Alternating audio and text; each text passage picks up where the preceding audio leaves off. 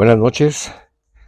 Hoy es 13 de julio del 2024 y hoy me gustaría platicarles un poco sobre el tema de psicomotricidad.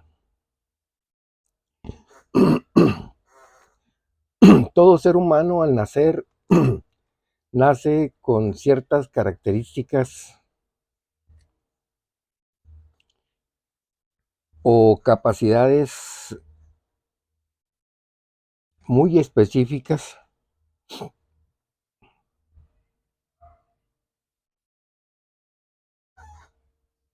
en cuanto a su pensamiento y movimiento. Esto es conocido como la, la, mm, el alumbramiento inacabado del ser humano. Y este alumbramiento inacabado del ser humano inicia por una adaptación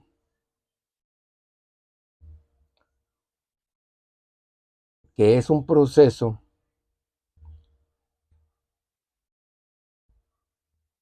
que se va acumulando como conocimiento y práctica hacia el medio ambiente.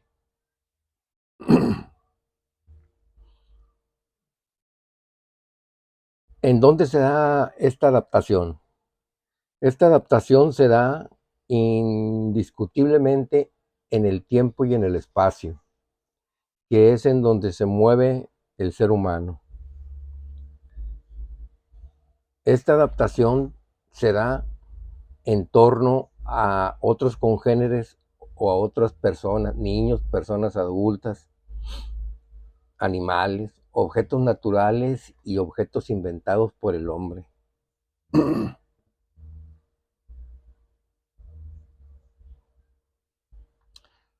También esta adaptación es permanente desde que nacemos hasta el momento en el que pues entregamos el equipo, ¿eh?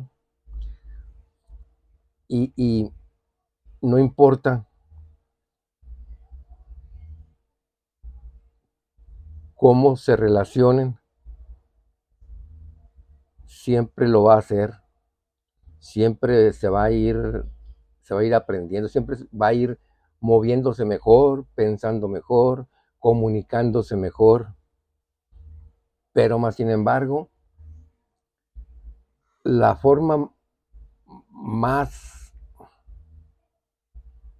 importante o la forma en que se da de una manera más importante debería de ser dentro de un aprendizaje de esas capacidades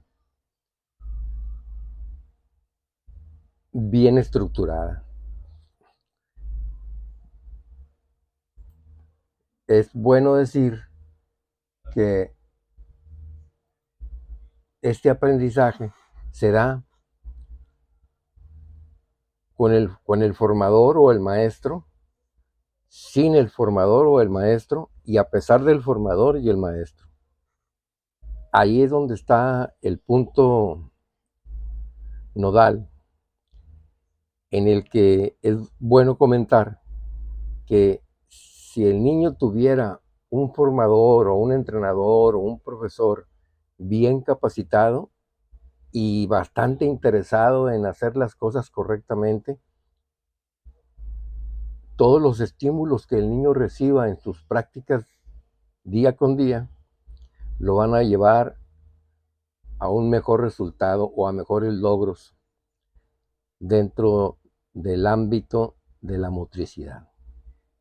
Por eso la importancia de la psicomotricidad en el desarrollo del ser humano, al cual no le damos. Es más, hay muchísima gente que ni siquiera sabe que existe algo que se llama psicomotricidad.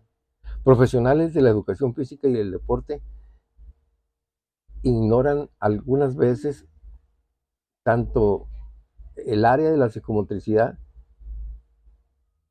la formación psicomotriz y desconocen los efectos de la psicomotricidad en la aplicación de la educación en general. con mayor razón en la educación deportiva. Debemos de saber que el individuo nace como un paquete único y como tal debe de ser tratado. Dentro de la educación en general, no nada más dentro de la educación deportiva, sino dentro de la educación general, se tratan las matemáticas como lo más importante. O cada quien le da importancia a su área, la individualizan tanto, la cierran en un círculo muy pequeño que para ellos, para nosotros lo más importante es nuestra área, el de matemáticas, matemáticas, el de ciencias sociales, el de historia, el de geografía, el de ciencias naturales, el de educación física, el de música, el de todos los que nos dedicamos a la educación. Yo he observado que le damos más importancia a lo mío, es lo más importante lo mío. Y no nos ponemos a pensar que ese paquete único que recibimos para formarlo debe de ser tratado como tal. Debe de,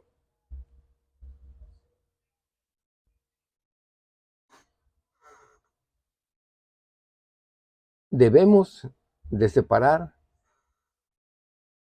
las áreas solamente para fines de estudio y tener una comunicación constante unos con los otros para ver cómo pudiera intervenir una área a la otra. Pero hablemos de la formación deportiva de los niños, en este caso el fútbol.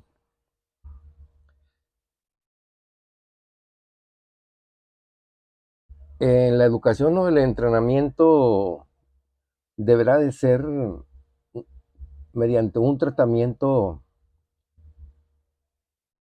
perceptivo sensorio motriz. A veces hacemos nuestro entrenamiento, pero no nos damos cuenta de qué es lo que estamos poniendo. Pensamos que poner un ejercicio nos sirve para muchas cosas. Sí, nos sirve para muchas cosas, solamente tenemos que centrar nuestra visión en aquellos aspectos de un movimiento en el que vamos a centrar o a poner énfasis en un entrenamiento, a darle importancia de observación y evaluación a un punto específico de una actividad o de una tarea deportiva. Tenemos en sí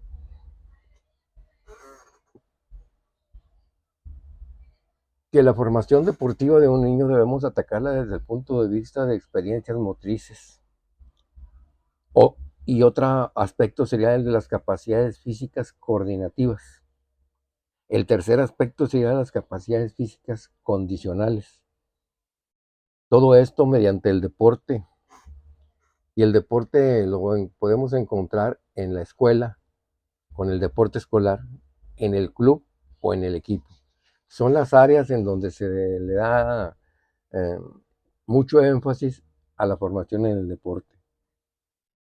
Este, este paquete único que nos llega es único e indivisible y tiene sus propios intereses, cada niño tiene sus propias necesidades y tiene sus propios gustos.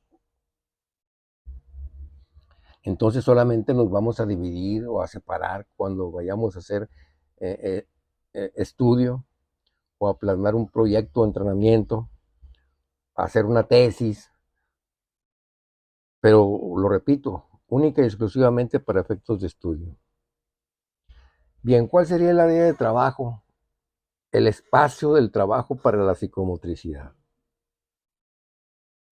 En que el niño conozca y domine su cuerpo. Psico, mente, ¿sí? Motricidad referente al cuerpo, referente al movimiento de nuestro cuerpo. De los 6 a los 7 años, los entrenadores debemos de tener muy en cuenta que no debemos de rebasar el grado de intensidad del ejercicio.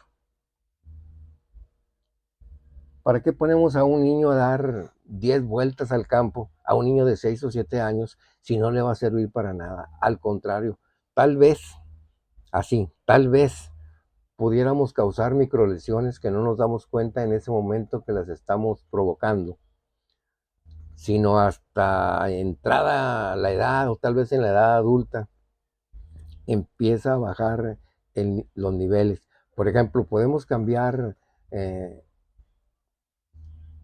ligamentos musculares.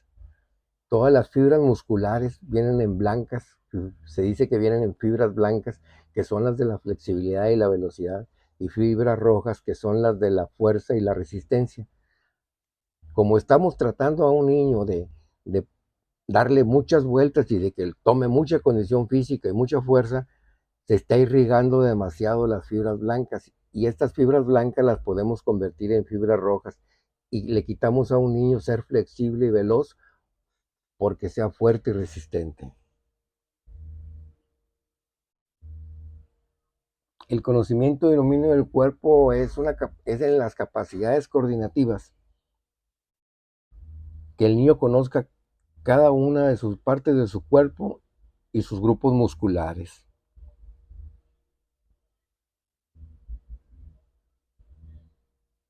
Las coordinaciones, hay muchos tipos de coordinaciones y estas las vamos a ver más adelante. Simplemente decir que cuando hablamos de coordinación, muchos entrenadores profesionales hablan de coordinación, o entrenadores preprofesionales hablan de coordinación, pero nunca nos explican cuáles coordinaciones está atacando. A esta edad, el niño debe de jugar un deporte sociabilizador, lo que conocemos como el fútbol sociable. Debemos de recordar el principio de individualidad del niño.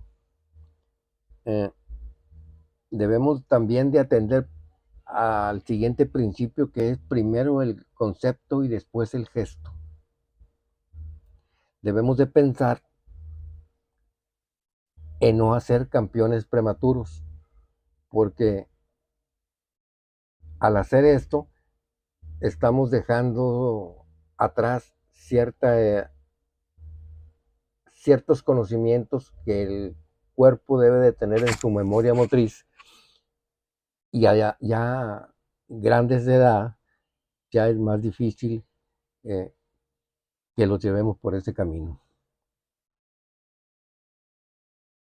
El niño debe de jugar por el juego mismo, que le guste, que lo atraiga, que se, que se relaje, que se disperse, que sea feliz el niño y que vuelva a tener ganas de ir a entrenar. Permite a los niños explorar, investigar y así superar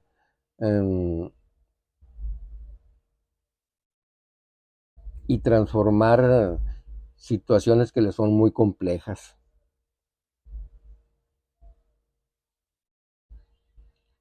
En el momento en que el niño enfrenta sus realidades, cuando convive con otros niños, con otros adultos y con objetos y cosas, le permite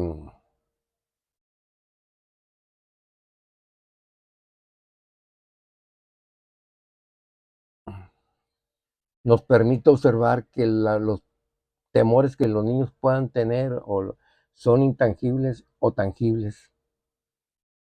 Conocer y oponerse a sus miedos y temores, proyectar sus fantasías, vivir sus sueños,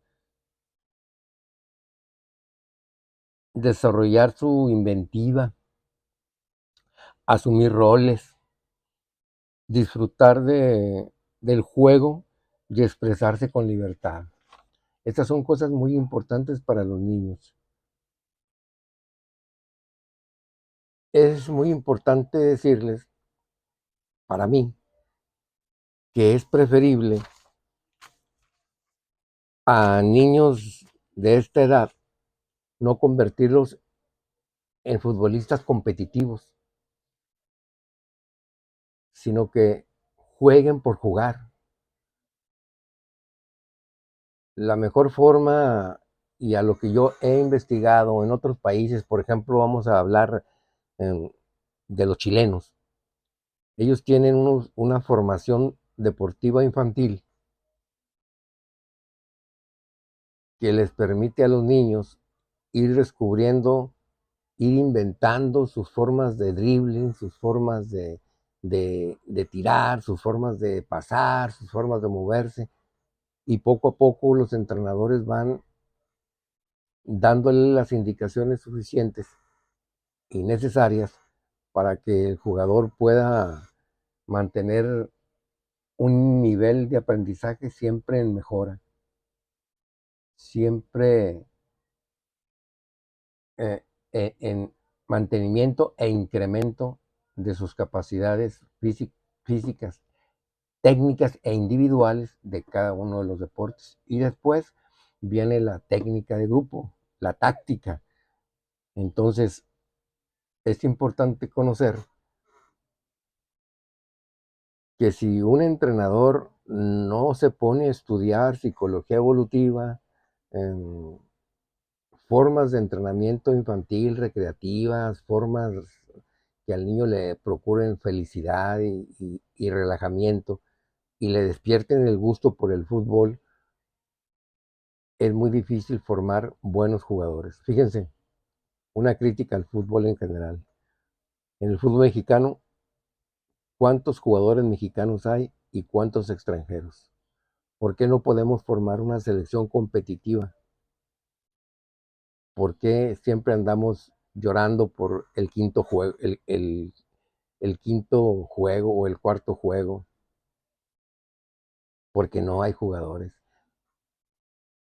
El nivel de la selección mexicana está dado porque en México no se forman jugadores. Equipos como el Pachuca, el Guadalajara y algún otro equipo que saca un frijolito por ahí, pero de ahí no pasamos. Ese es el nivel del fútbol mexicano. ¿Cuántos mexicanos somos? Mitad hombres, mitad mujeres. Quitémosle un 5% de mujeres más, tenemos un 45% de hombres. 35 millones de mexicanos. No podemos sacar una selección buena. No podemos tener el orgullo de decir que en México se hacen jugadores. Brasil, Chile, Perú, Argentina, Colombia, exportan muchísimos jugadores. ¿Por qué México no? Pero olvidémonos del fútbol profesional y centrémonos en el fútbol deportivo, social y de llano. Es necesario pensar algunas cosas de, para poder ser formador deportivo. Por lo pronto es todo y los invito a acompañarme en un próximo video. Muchas gracias.